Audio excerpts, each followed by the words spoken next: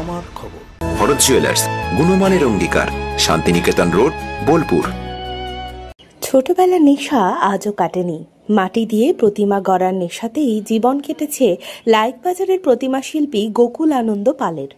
বয়সের ভার, শারীরিক অসুস্থতা কিছুই দমাতে পারেনি তাঁকে। আজও সারা বছর ব্যস্ত থাকেন প্রতিমা তৈরির কাজে। গোকুলবাবুর কথায়, কবে যে নেশায় পড়ে গেলাম বুঝতেই পারিনি। যত দিন গেছে প্রতিমা গড়ার টান আরও বেড়েছে। সেই ছোটবেলার স্বপ্ন আজ বাস্তব। বোলপুরের লাইকবাজার বাইপাস সংলগ্ন তার কারখানা মনোরমা মৃৎশিল্প আজ সক্রিয়ভাবে প্রতিমা তৈরির অন্যতম কেন্দ্র। এখানে সারা বছর 10 থেকে 12 জন কারিগর কাজ করেন। শুধু তাই নয়, তার ছেলে সৌমিত্র পাল, পুত্রবধূ এবং অন্যান্য আত্মীয়রাও দক্ষ শিল্পী হয়ে এই কাজে যুক্ত হয়েছেন। দুর্গাপুজোতে এই কারখানার ব্যস্ততা থাকে তুঙ্গে।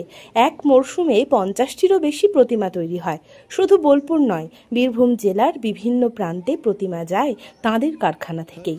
তবে গোকুলবাবুর অভিজ্ঞতায় সময় অনেক বদলেছে। প্রতিমার রং ও সাজসজ্জায় এসেছে নতুনত্ব, দামও বেড়েছে বহুগুণ। ফলে শ্রম যেমন বেড়েছে, তেমনই এসেছে চ্যালেঞ্জও। তবুও দীর্ঘদিন ধরে এই শিল্পের সঙ্গে যুক্ত থাকতে পেরে খুশি তিনি। আজও পরিবারের সকলে একসঙ্গে হাত লাগিয়ে গড়ে চলেছেন মূর্তি। মাটির গন্ধেই যেন মিশে আছে তার জীবনের আনন্দ। আমার নাম গোকুল আনন্দ পাল। আচ্ছা, এই প্রতিমা গড়ার কাজে কতদিন ধরে যুক্ত এবং কিভাবে যুক্ত হলেন? আমি প্রতিমা গড়ার যুক্ত আমি শিশু থেকেই। আমার শিশু থেকেই নেশা। স্কুল লাইফে যখন ওই 1, 2, 3 পড়ি তখন থেকে আমার ঠাকুর গড়ার নেশা। ওই নেশা ওই চলতে থাকে। ঠাকুর পড়তে যেতাম, তার ভালো মাটি পেতাম, ঠাকুর তুলে যেতাম। এই ছিল আমার নেশা। সেই জন্য পড়াটা আমার ভালো হয়। এখন সেই নেশাটা কোন জায়গায় দাঁড়িয়ে? কিন্তু নেশা কিন্তু আমার কিন্তু কাটে নেই।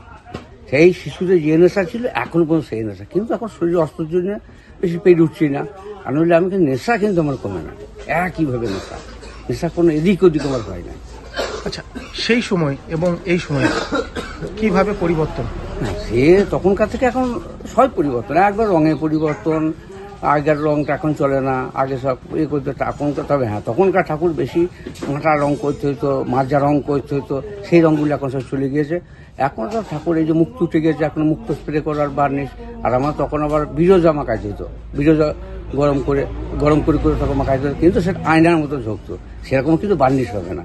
আচ্ছা, সেই সময় কাজ করতেন, এখন তো নিজে তৈরি এটা গড়েছেন কারখানা এবং সেখানে নিজের ছেলেও সেই জায়গায় যুক্ত আছে। এটার ভবিষ্যৎটা কি? এইটা ভবিষ্যৎ বলতে, এই যে প্রথম থেকে যখন ঠাকুর করতাম আমার মনের মধ্যে যখন একটা আশা জাগলো, আমি কবে একটা কারখানা তৈরি করব, কবে আমি একটা এরকম ধরনের ইয়ে করতে পারবো। যখন আমি ছোটোখাটো আগে যা করলাম ক্লাবের ইয়েতে, তারপরে আস্তে আস্তে যা 2-4 পয়সা হইলো, তারপর ধারদানা করে আবার একটা জায়গা এই জায়গাটা কিনলাম। এই জায়গাটা কেনার পরে এখানে এই কারখানা তৈরি করছি। কিন্তু এখন তো আমরা খুবই ভালো। তখন তো একটু কষ্ট করে করতে থাকো, নিজের জায়গায় স্বাধীন। এখন কোনো আর অসুবিধা নেই। আচ্ছা, সব প্রতিমাই তো করেন এবং সবসময় তো ব্যস্ত থাকে? হ্যাঁ, আমার সব প্রতিমা আমার সারা বছরই ঠাকুর তৈরি করতে হয়। আচ্ছা, এই দুর্গাপুজোর সময়, অন্য সময় এই দুর্গাপুজোটাই চাপ কত তোরা? হ্যাঁ, দুর্গাচাপ তো চাপ তো থাকবেই। দুর্গাচাপ না থাকলে দুর্গাচাপ, এই যে আমার 57-58 দুর্গা ঠাকুর আছে। এই দুর্গা ঠাকুর পুরোই 60 লোক নিয়ে আমার ঠাকুর আরম্ভ করেছি চৈত্র মাস থেকে। এ তো হবেই। তারপর আবার কালী আছে। কালী আবার আরো কষ্ট। সেই বলে আলার উপরে জ্বালা ধরানো।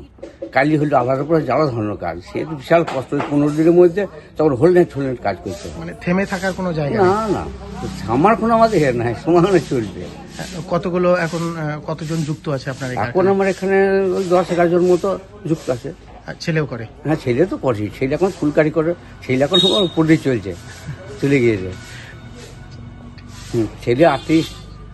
আর তারপরে সেই জন্য কাজগুলো খুব ভালো। তারপরে আমার বৌমা আছে। আর বৌমা এখন ঠাকুরের চোখগুলো সব দেয়। ও ডিজাইনার, বিশ্ববাড়ি থেকে ডিজাইন করছে। ও ভালো, দারুণ ভালো। আমার এখন খুব সুখের সংসার। পরিবারের সবাই যুক্ত হয়ে গেছে? আমার এখন সবাই যুক্ত হয়ে গেছে। আচ্ছা, দিনের পর দিন তো দেখা যাচ্ছে যে কমে যাচ্ছে। এই যে কারখানা যেমন আগে অনেকেই ছিল, সেগুলো বন্ধ করে দিচ্ছে। সেই জায়গাটায় এই যে জিনিসপত্রের দাম বা এই যে কারিগর পাওয়া, এটা কি? এটা তো খুব প্রবলেমই আছে। কিন্তু এখনকার সেই তোর পাইপের কি তোর কাজে পায়ে পড়ি, সেইভাবে আমাদের চলতে হয় ওদের কাছে। তবে সে যেমন কারিগর তার সঙ্গে মন বুঝিয়ে যাতে ওরা ভালো থাকে সেইভাবে আমাদের চলতে হয়। একা তো তালি বাজে না, সেইভাবে চালাইতে হয় যেন ওদেরও যেন অভাব যেন না হয়, অভাব তারা যেন মিটিয়ে দিই, আগে থেকে অগ্রিম সব দিয়ে মিটিয়ে দিই।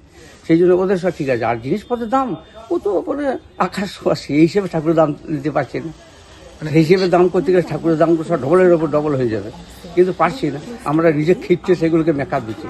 আচ্ছা, কত থেকে কত শেষ কত পর্যন্ত ঠাকুরের দাম আপনার কাছে? ঠাকুরের দাম আমাদের যেমন যদি খুব মাটির কাজ হয় সে কাজ মানে প্রায় 50, 60, 80, 90 হাজার টাকা পর্যন্ত হয়ে যায়। আবার এগুলো আমাদের 20,000, 22,000, 15,000, এই ঘরোয়া ঠাকুর 10,000 এর মধ্যে আমরা তৈরি করি। বিভিন্ন যেমন কাজ তেমন তার। হ্যাঁ, যেমন কাজ তেমন, মানে সব জন্য করতে হয়। পুরনো ঠাকুর আমাকে কিছু করতে হয়, পুরনো আগেকার ঠাকুর তারা সেরকম দাম দেয় না, তবুও তাদের করে দিই। এমন এমন জায়গায় ঠাকুর আছে সে খুব গরিব ভিক্ষা করে চালায়, তার শুধু রঙের দামটা নিয়ে ঠাকুর করতে, এমন আছে। সোনার গহনায় গল্প বলে যাওয়া ভরত জুয়েলার্স, অনুপম স্পর্শের ছোঁয়া, মায়ের স্নেহ কন্যার সাজ, প্রতিটি রতনে ভরত জুয়েলার্স। ভরত জুয়েলার্স, গুণমানের অঙ্গীকার, শান্তিনিকেতন রোড, বোলপুর। দেখতে চোখ রাখুন আমাদের ফেসবুক ও ইউটিউব চ্যানেলে।